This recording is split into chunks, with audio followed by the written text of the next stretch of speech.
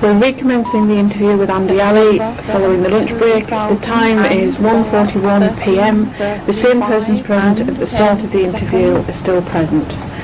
Okay, Andi, before lunch we started to talk about allegations that you displayed what colleagues have termed as bullying behaviour during personal phone calls, and I asked you about a phone call which Nick Ivel specifically has mentioned, in which I think there was some confusion over some rail tickets, and Nick made the allegation that you stated that the poor levels of customer service you were receiving were because you were Pakistani, and that you would have received a better level of customer service if you were white, and you were going to give us some comments about that.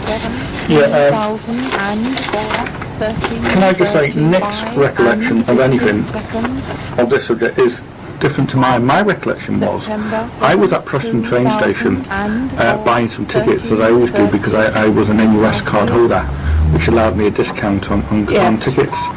So I always bought my tickets there. And if you ask, I'm also going to give you authorisation to contact Virgin Trains.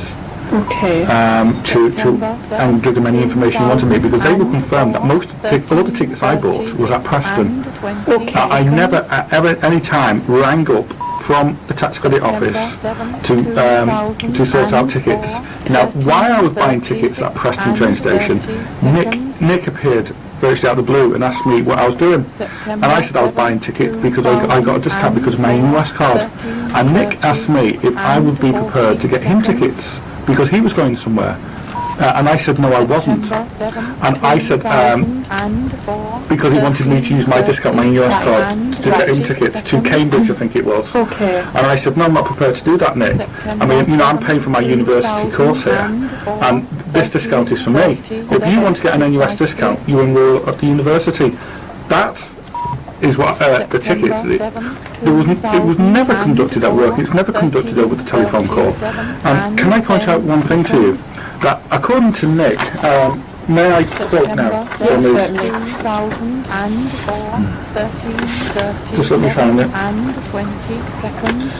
Right, I'm quoting now from Nick's complaint. I wish to draw attention to one of the many offensive personal phone calls which I could not help but overhear. Mr. Ali was in the habit of organising his personal life from the office, brazenly attempting to conceal his activities from management. About once a fortnight, a personal phone call will take a nasty turn, and the bullying hectorial side of Mr. Ali will take over. My example is a phone call to Virgin Trains which I overheard, but this was certainly not eavesdropping, as I had work to do. Mr. Ali was unhappy over some mix-up with his train tickets, speaking to a humble clerk who had probably never met him. Mr. Ali turned unpleasant and said, again my memory is precise, you wouldn't be treating me like this if I was a white person. I was appalled at this casual use of the race card. A mix-up over tickets can happen to anybody. Indeed it can, but if that conversation had taken place, how exactly would I know that the clerk at either end of the phone was themselves not white? And how would I know that? Can you think of any other phone call that Nick might have overheard and got it confused with this one? Well, Nick says he remembers it. Nick's not saying he's confused here. He's his own words. He said, let me quote to you again. My memory is good. That's what Nick is saying. Okay? Okay. So we're talking about this alleged phone call Nick said. So we're not confusing it with any other. This is what Nick is saying and said. How on earth would I know that a person at the other end of the phone was black, green, yellow, whatever? And that is a stupid comment to make, and that little slip up, I think, is just one of the many indicators that show that this is, quite frankly, a group of people putting in false. This is one of the points. We've taken these complaints to a third party, and according to this third party, there is reasonable evidence to believe that these were written on the same machine. Could I ask who's we? Yourself and Myself and Sue taken to a third party. The third party that you've spoken to, are you prepared to tell us whether it's any sort of authority on manuscript type or? No, it's another TU. Another TU. Okay. But we would ask you to look at it from that point of view, and if necessary, go and get them checked. because there is strong evidence to believe that most, if not all, of these have been typed in the same machine. The letters of complaint themselves will be included as appendices. They'll probably be the first appendices to the report, so the decision maker will see the full letter of complaint as they was received by the Human Resources section. Just whilst we're on that subject, this third-party expert or someone experienced in these matters, have they put forward a view whether the sort of machine we're talking about is an office computer? I had really assumed that they would all have been typed on an office computer, in which case it would be hardly surprising that the fonts were the same. Encountering means basically they were of the view that they could possibly have been typed by the same person, but they're all in the same format. So it's the language and the sentence construction rather than the font or the... We're not sort of going to microscopic analysis of letters or, It was we're just a basic, he looked at it and he said the appears just to be a general right, a general noun. What goes on in offices, and just that they all seem to be in the same format. Okay, thank you. And the point that no attempt seems to have been made to stop these people coming together when it was announced they were putting in complaints. Well, let me show it directly to Do you mean that you have any evidence that these 5 people have discussed the complaints since they were made? Is that what you mean? Amongst themselves when they shouldn't have? What I'm saying is, once it was announced they were putting in complaints, Jackie Pye, for example, in a letter, Who is Jackie Pye is a C2? is a C1. I've never met her. Okay. She writes, I'm going to come back to this later, but let me read this. I am concerned that the effect this gentleman is having on the rest of my team with his attitude to staff of all grades. His provocative comments and statements to colleagues about his openness, about his extreme political views which upset colleagues. The rest of the team consider him a dangerous individual and are afraid of his return to work. I have some staff who are considering whether to make complaints, dated 22nd of December. Okay. Now, if she is aware that staff are considering of making complaints, what steps, if any, have been taken to prevent these people getting the stories together? Okay, so you feel that you feel that at the stage when they were ready to put the complaints together, there has been some discussion, which clearly we would always advise against, because it should be an individual thing. Okay. That's the C1. Just for our benefit, you've quoted there from a letter. That's a letter. I will give you a copy of this. Thank letter. you. That's a letter from this lady addressed to who? This is a letter addressed to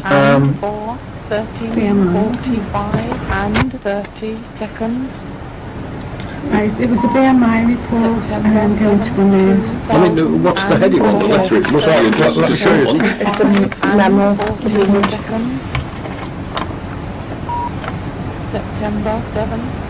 This is why they're encouraging us to all use the same memo heads now, isn't it? This is the letter that you said was at the BMI with the nurse, and this is what they provided. Okay, it went to the BMI and this BMI referral stencil, That presumably. being the case, can I ask how this letter came into your possession? because when I went to see the nurse in December, or early January, the nurse showed me a report like that. It wasn't the exact report, incidentally, that's been changed. And I was assuming This one's changed. yes, it's not the report I was shown. Right. The report was a lot more harsher. And I saw this when the nurse showed me, and on the strength of this letter, I then went to my MP, because I find that insulting. Okay. Right, I know we still aren't getting back to how you came to have... Well, I asked the nurse for a copy, sorry. Then we got that from Carol. He went to the fact finds and he sent all the case conference. Andrew brought it up because he was very obsessed over it.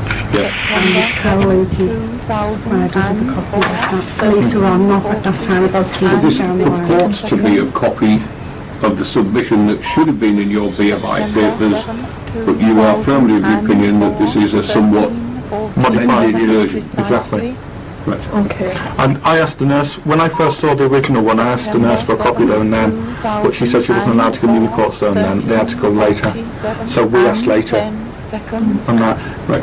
If you could just put that to one side, and then I think it would be helpful if we had a, I mean, we don't want to be running backwards and forwards to report the It would be copy, but I very think that helpful. would be helpful. In another way, can I take... Can I just, sorry, make a comment before I carry on, because I know you need to change. With this, and Andrew getting sent to the BMI for his injuries because he'd been beaten up by the BMP, Jackie actually gave this letter in to say, oh, these were a problem. No, he was actually sent to the BMI because of his injuries. And we just wondered, well, I've wondered, and asked Caroline, but she's not giving me an answer, why that was brought up then. Because if they believed there was a problem at that time, it should have been brought up, and Andrew sent to the BMI prior to the injuries. So I've still not had an answer from And for Caroline. clarification, can I just check, was there any suggestion of a BMI referral prior to you suffering this horrific attack? No. Had you had any discussion with Anthony as your manager about attendance issues? Attendance, yes. Okay. But he didn't say he was going to BMI. He said, taking, as far as I can remember, it's a while ago. Okay. I had been off sick 3 times in the last 6 months. Right. So he said he was going to take action. Under the MAP procedures as That far was my as you understanding, understand not it? BMI. Okay. But no suggestion of BMI until... As far as I can remember, yeah. Okay, thank you. So Right. there's just some more points. No, that was the one for that point anyway. Okay. Can I need to come back to this later on the internet. Certainly. There's a very important point here which I'd like to raise at the end. Yes, definitely. We were talking there just about some of the allegations which, as you'll appreciate, I have to put to you. I have to give you the opportunity to answer I appreciate them. that, yeah. And as I say, more than one person, I think it was 2, have suggested that you made derogatory comments or inappropriate comments directed towards female colleagues. Have you any idea what sort of thing the people bringing the complaint might mean by that? No. Okay. Well, no, sorry. Yes, I do. Because they're in these complaints, Other aren't than they? what's in it, okay. Can you think of any thing that you might have said over time that could have led to this? No, and I'll come back to the same story. 2 people thought I made sexual comments at the time. Then why didn't these 2 people not put in complaints there and then? Okay. I'd equally draw to attention that the complaints I've been given, no one is none of the females I am alleged to have made sexual remarks to have put in a complaint. That's correct. And if you know Janet Cunningham, you will know she is not the type of person who will allow anybody to make a sexual comment and get away with it. Okay. I find that quite frankly insulting, and that is made up. And now we have that seems to be supported by the females themselves. Okay. They've not put in. That's my understanding. It's No, certainly that's not in- right. They haven't, as far as we're aware, there have been no complaints of that nature, formal complaints brought by female colleagues. Exactly. The sort of things that the 2 male colleagues have said that you would say, and again I have to put it to you to give you the No, opportunity, I accept this. is that you would sort of shout across the room and say to a female colleague, will you go out with me on a date tonight? I don't have relationships with people at work. So that was not the sort of thing that you would say? No, I had a relationship with somebody at work years ago, in my first job, and I will never have a relationship with anybody. Okay. Apparently or allegedly you would persist and repeat the questions even when it was clear they were not interested or indeed they had a partner anyway. Well, no, I point out they didn't make the complaints at the time. The people who are claiming I said this to have not put in, or not saying I said this. I mean, what more? One person, I think it was Anthony Stansfield, has said that they heard you on another occasion make inappropriate comments directed towards women generally. I think it was an occasion when one of the applications that you've been checking was pulled out and an error was identified on the number of children on the form, and you were alleged to have said, can women not keep their legs crossed, or words to that effect. Well, Anthony is a bandee, and that is a sexist remark, and it's not in keeping with the diversity standards of the IR. And as such, had I said that at the time, I would have expected Anthony to act accordingly. So you can't remember saying anything, or you didn't say anything? No. Okay, thank you. Is I think that sort of language or comment typical of banter on the team? Is that something that you would have heard day to day on the team? No, Tony Smith, I believe, had been, I believe, I'm not sure about this, had been pulled aside for sexual remarks. Right. I think it was something to do with he was going to the Philippines and had said something inappropriate. Okay. But I'm not sure about that.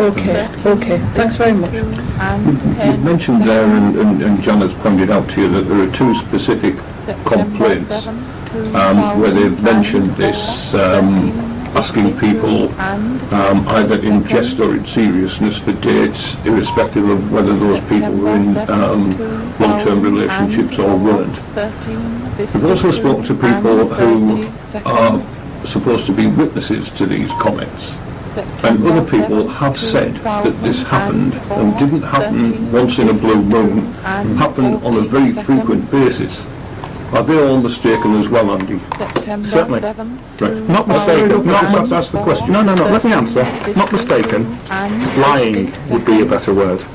Even people not remotely connected with the complaints, they would also lie for the benefit of Anthony Stansfield and this charade that's been put together by various people.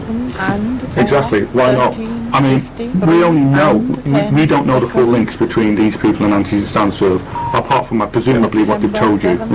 But we do know that these people didn't complain at the time. We do know that these people had the opportunity of complaining at the time. And I assume that these people have only have not explained how I, who sat in the proximity of managers, I sat C1 and 2 C2s. Now these people haven't put in complaints, or if they did, they didn't say anything at the time. Now if all this was going on, why didn't anybody say something there and then? One of the things that's been suggested to us was that they just assumed that such comments were said in fun, said in jest. You've said that you would never seek a relationship with somebody within the office. Is it possible that comments like this were said in jest and have perhaps been misunderstood by those hearing them? Had such comments been said, I personally wouldn't have considered them in jest. And I doubt very much anybody else would have considered them in jest, particularly C1s and C2s, because those comments would not be in keeping with the IR diversity standards. So the idea that anybody else considers them in jest, if they think comments like that are funny, then quite frankly they need to read the IR diversity standards again, because I don't find sexual harassment funny, and I don't find being accused of sexual harassment equally funny either. And that these people, had those complaints been made, I suspect would have been putting complaints there and then. The fact that all these people didn't, unless they all thought so, you're asking all these people saw it in the same way. I can't believe that. I seriously can't. Yeah, that's fine. I just thought I had to put the point to you. And if I don't ask the question, you don't get the answer. No, I mean, you're entitled to ask the questions, but I will give you the answers truthfully. Yeah, that's fair enough. Thanks very much. Throughout this time when you were on Anthony's team, he alleges that he had numerous conversations with you where he tried to ask you to alter your behaviour, your demeanour whilst in the office. Can you recall having conversations like that with Anthony? One or two. And did he speak to you in private during these conversations, or did he do it publicly in front of the rest of the team? Can you give me an example of the sort of thing he would say? I was, Anthony accused me of playing cards on my I2K machine. Now, one time I was playing cards on the I2K machine, but that was during my... The game that's already in the machine, right. That was during lunchtime. Okay. Quite a few other people played cards during lunchtime. But then he said that a C2 had accused me of playing cards about 6 o'clock at night. Now I disputed this, and Anthony, he was constantly asking me to sign letters, and I wouldn't sign letters if it said I agree with these statements. I'd only sign if it said signed, so see I'd seen it. Right. One time Anthony, with regards to this complaint, he put in, and he was saying he had seen me playing cards for Tim Fisher, and then he said I had been SE2 had seen me a few weeks earlier, and I put on the letter, I dispute this and point out that the C2 never said anything at the time. Now Anthony wouldn't put that, and he kept changing it and changing it. In the end we had to agree with the ledge. Now to me that's manipulating reports. Right. But that is one of the times, in answer to your question, Okay. when we You discussed it publicly with yeah, basically. When Anthony approached you about that, how was he? Did he seem nervous, Well, angry, different in any way? by this time, Anthony, I think, had begun to realise I was collecting reports. I was collecting evidence against him for manipulating stats, and his attitude was becoming more and more frosty. You've said frosty there. Apart from the fact that you dispute the fact that he needed to discuss these matters with you anyway, was there anything about the way that Anthony approached you, anything about his manner or his behaviour towards you that you feel was unacceptable or inappropriate? He was trying to give me more and more work, which I wasn't having. I was doing as much as I could, but I wasn't going to give myself stress. He had a habit of, he would speak out about things that should be personal. Okay. That's the best example I can give you when he gives me playing cards. Do you feel, when he mentioned this issue to you about the cards, and you've said there were others, do you feel that you were behaving any differently from anyone else on the team to warrant these manager discussions, if you like? Yes, I was. I was collecting evidence to show he was fiddling them. Yes. Understand that during this period, when obviously things between yourself and Auntie were becoming a bit more difficult for both of you,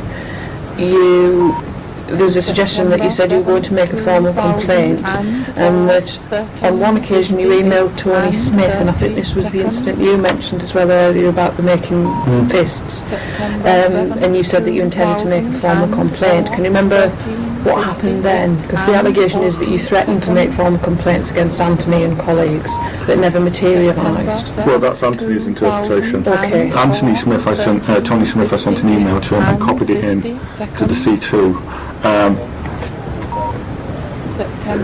And the C2 took me into the Was that Cake and Lift, yeah. And she had a word with me, I had a word with Tony, and Tony said he wouldn't do it again. Okay. And incidentally, Tony was, by his own explanation, can I quote Tony actually? Yes. 13, 59 and 10 seconds. September 7, 2004, 13, 59 and 20 seconds. Part of my job includes identifying errors that staff have made with regards to the database and passing these on to my line manager. I'm quoting from Tony Smith. Yes. On several occasions, Andrew accused me of picking on him for identifying his errors. This is very upsetting for me, as I am completely for identify the errors. I can't create them. I even identify my own errors and pass them on to the line manager. I believe this is why Andrew has written the email about me saying that I made fists at him to distract away from the numerous errors he makes. Examples include destroying secure prints and putting them in the confidential waste, duplicating cases on the database, filing cases completely wrong and not inputting completed cases onto the database, to name but a few. While it is true that I made a fist at Andrew, it was in the form of karate sense, as I do karate, and I am done in a friendly back with a smile on my face. Waving a fist at somebody may describe as many things, so it's very rare for it to be described as in a friendly manner, particularly when that person has just emailed you to say they didn't find it funny. That is not, there we have, by his own words, not me acting in a threatening behaviour, but Tony Smith acting in a threatening behaviour. I think Tony said to us that this stance that he made at you was in response to you had found out sometime earlier that he did karate, and you would occasionally in a jokey way to perform a karate stance at him and he would respond. Is that your recollection of the incident? And of course Tony had the opportunity to reply by email to give his side of the story, and he didn't. Okay. Now if what he says is true, then why didn't he? If he had threatened me first, then he would have reason not to put it in email, because he knows then I would have challenged it. Okay. Okay. Obviously it's very difficult with the passage of 12 months of time, but can you recall the actual wording of that email at all? Did the email... Well, we're going to ask for copies of them so we can get to see them. Did the email, for instance, include a paragraph which said, "If this does not desist, I will have no alternative other than to refer the matter to line management," at the same time as you sent that email with a copy to Kay Cunliffe? I can't recall. It's a long time ago. I can't Is recall. that what you might have done? No, I mean, it seems to me might have that if done. you copy line management into an email, you've drawn it to their attention anyway. Right. I might have done, but I can't say for sure. Okay. Right. Would you have done that knowingly or by accident?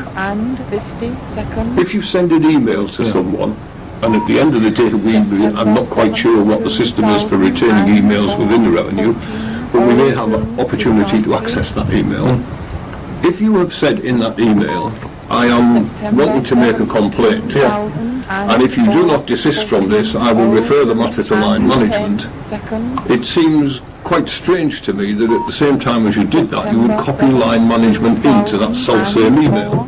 Right, well, given that what you said quite a long time ago was that if you had a problem with someone, what you were told in customer services was you would take that problem to the person themselves initially and not involve senior management or any other level of management until they'd had the opportunity to refrain from that level of behaviour. That's true, but Tony, by his own admission, had threatened me. Had waved a fist at me in an email. So I think What do you mean by his own admission? No, he says so, yeah. I've just quoted to you. Well, I don't think that counts as a threat if he says he made fists at you with a smile on his face in a way that you'd been doing for weeks, both of you. Well, that's how he explains the fist, doesn't he? It wasn't done in a friendly manner, though. I wouldn't have complained about him if he had. You Okay, know. let's take it a step further. You make your complaint, you threaten that you're going to take it to management, at the same time as copying it to management, to the extent that management ask you to speak to them and say, "Is this a serious complaint, or is this something frivolous?" What was your answer when Kay asked you that? Well, I can't remember what the exact wording of the email, and I can't. Kay must have become aware of the email to have had a subsequent conversation with you. That's true, but we're talking about an event that happened quite a long time Well, ago. irrespective of that, can you recall, it's a simple question, when Kay had that subsequent discussion with you, whereby she was aware of the existence of the email, whether she was copied into it, and I think a little while ago you said you thought you had copied her into it. Yes. She had a word with you and said, "Is this a formal complaint, or is this a bit of fun?" Well, I don't know what Kay said because I wasn't at the meeting, but what was your answer? Did you take the complaint further? No, I didn't take it further, because as I recall, and we're talking about a long time ago, Kay settled it in the manner that I felt appropriate. It was settled amicably. Which was? Well, I can't. You can remember it was settled amicably. Well, it must have been, because I how didn't. it was settled. If it hadn't been settled amicably, I would have taken it further. Right. So it must have been settled amicably. Now, as far as I can remember now, and remember, I can't. Yeah, I realise there is this problem. As far as I can remember, Kay had a word with Anthony, and it was settled after that. Tony Smith. Right. And it was settled after that. But I cannot remember the precise details of it because of the time gap. Yeah. If I had been asked this question,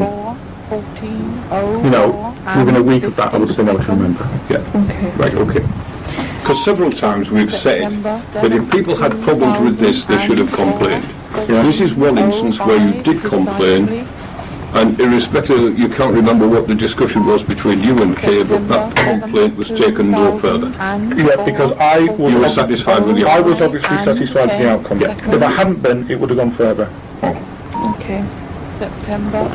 If we take ourselves up to the time now when you were assaulted and weren't able to return to the office, while you were on sick leave, we understand that you came into the office on at least 2 occasions. That's right. Is that right? 2 occasions? It was 2 occasions. Okay. Once, I think you came in to hand in a sick note, and then the other occasion, I'm not entirely sure why you came in. Yeah. When you came into the office on either of those occasions, what was it to discuss? What brought about you coming in? First time I'd rung Anthony about my sick note, Okay, and Anthony asked me if I could come in and give it in, right. which I did. However, I wasn't feeling too good, Right. so I left quickly. Okay. And on the other occasion, Anthony rang me up and asked me if I could come in okay. because he said he wanted to do my appraisal. This is your performance appraisal. That's right. While we was at that meeting, Anthony took me into the office, private office, not Janet Cunningham's office, where the Learning Resource Centre is, I think it is. Okay. And at that meeting, Anthony asked me if I still wanted to pursue the complaint that I'd sent to him. Right. And he intimated that if I dropped the complaint, I would get a very good appraisal. Can you give me some idea of what Anthony said? Oh God, it's remembering the words now. Yes. But he said people can get good appraisals or bad, something along these lines, depending on whether they drop the complaints. So what are you going to do with your complaint, Andrew? Okay. And that. And just for clarification, was anyone else at this meeting? No, Anthony took me in privately. And at that meeting I said I wasn't going to drop the complaint and be threatened that I would not pass my appraisal. Okay. And I was going to follow the complaint as soon as I was there. Do you know if there were notes made at that meeting, or were you given notes of that meeting? No, Anthony Okay. didn't have any notes at that meeting. Okay. Is this the point where you want to give us do you have a copy of the email that you sent the Friday before you went No, I on haven't sick got. leave? We've asked. This Right. is what we've asked for. Okay.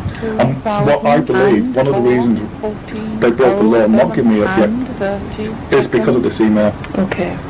At that meeting, was your appraisal signed off? No, Anthony didn't do anything with it. Okay. I've got a letter here, by the way. Yes. Email them. 14:07 Yeah. September 7th. These were the last 4 copies of the emails. I've just precisely. give Janet. I want to read it out. Yes, there's one which is a note, a handwritten note from Andi dated the 13th of April 2004 that says, I give permission for Rob Kramer or anybody in the TCO to check all the email records on my computer. Please let Sue Downey PCS see copies or any other record she asks for. Andi Ali, 13th of the 4th 04. And then there's an email from Rob Kramer, on the 13th of May 2004 to Sue Downey, which says, Sue, as you know, Andy has agreed to HR obtaining emails from his Outlook folders in support of his grievance. Will you please fax through to me urgently either yours or Andy's written authority so that I can ask ITSG for the information. So that's obviously Rob's email, and which you then faxed off the note as a response to, and so far you haven't received any copies or any response that would suggest any reason as to why they haven't been able to access those.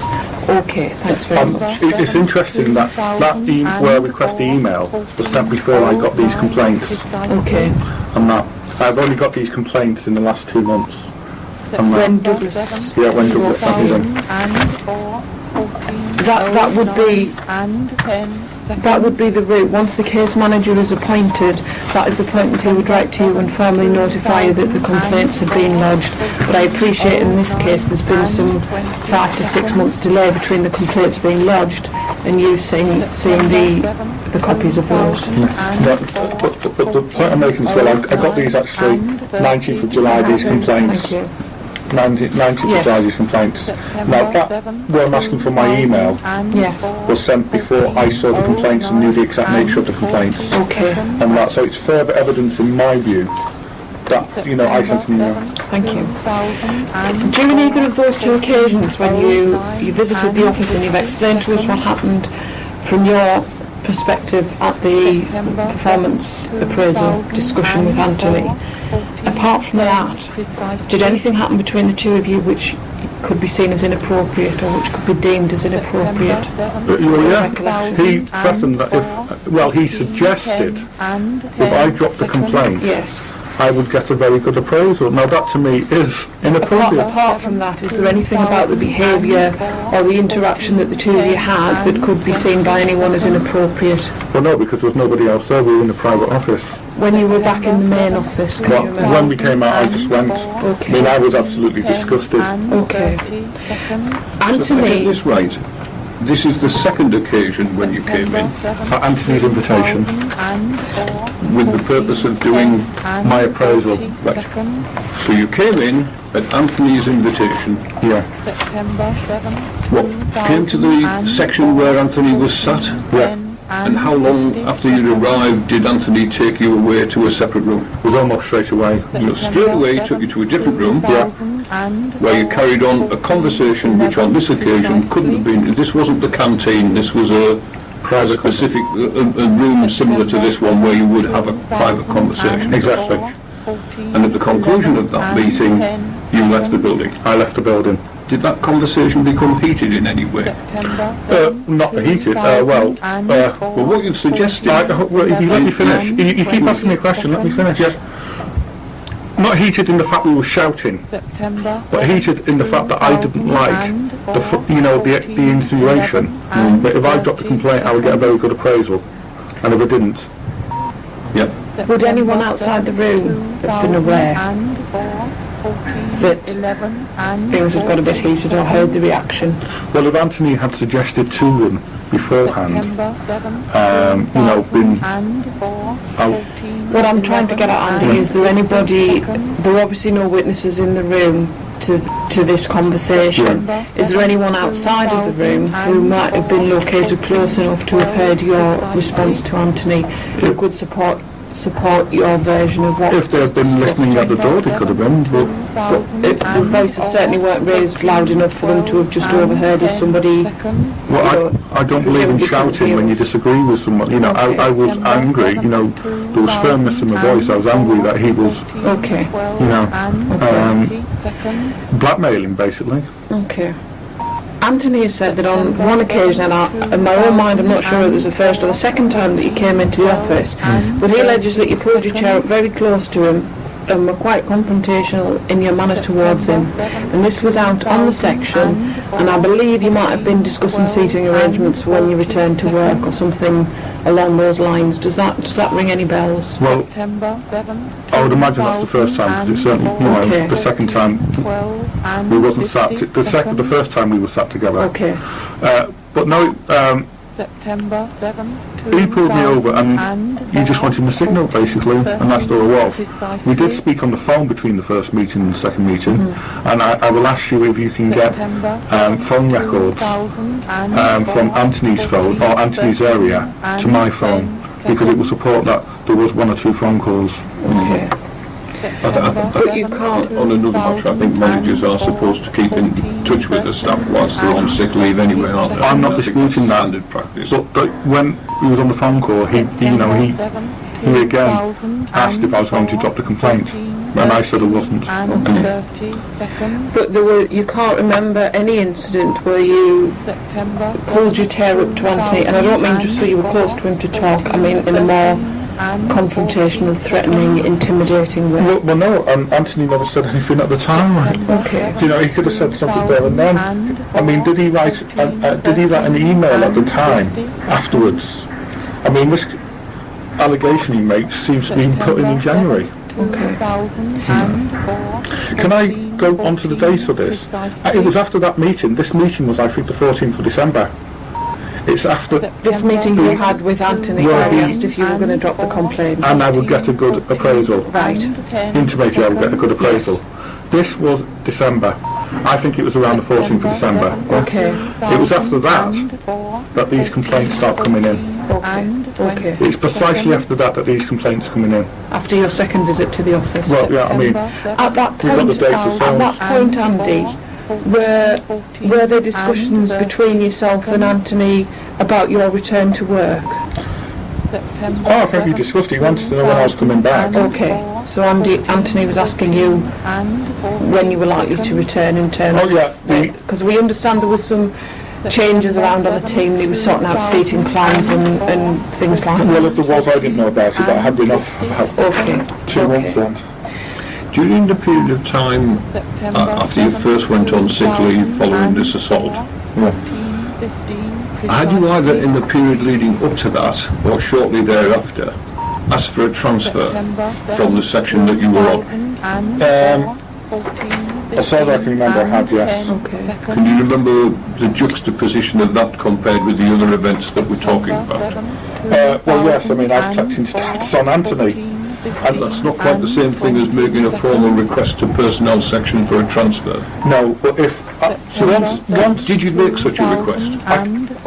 can't quite remember now. It's been... I was asking for a move, I can remember that. And it was because I was collecting evidence on Anthony, which I was shortly about to produce. Yeah. Now, once I'd done that, obviously the relationship between me and Anthony and some members of the team who must have been involved in it with him was going to be beyond repair. Right. Okay. On the second occasion when you came in, when almost as soon as you'd come in, Anthony took you away to a separate room. Yeah. And from that conversation, you didn't return to the section, you left the building. I left the building. When he said if I intimated that I dropped a complaint, I'd get a good appraisal, and if not, there was no more to be said really. So during the course of that visit to the office, you were sat with Anthony on the section, or there stood with Anthony on the section for how long? I wasn't on the section, I was in a private room. But did you not walk onto the section, see Anthony and he'd take you to a room, or did he meet you at the counter or something? The reception desk or whatever? As far as I can remember, I walked in and Anthony got up at the same time. So you were never ever at that bank of 6 desks where Anthony sat? Not as far as I can recall. Right, that's fine. During one of these visits that you came into the office... Can I come back to that? And I notice, I think I understand the reason for your questions is because 2 members of staff have suggested that when I was in that meeting, suggested at that time I sat with Anthony and was rude to Anthony. Now, again, I'll point out, if that was the case, none of them complained at the time. If that were the case, I wouldn't have asked the question. So, if that were only the case, I wouldn't have asked the question. Yeah, I think you probably Because I realise think when I you've come given on us to the the answer next... to and anything which relates to the 5 complainants.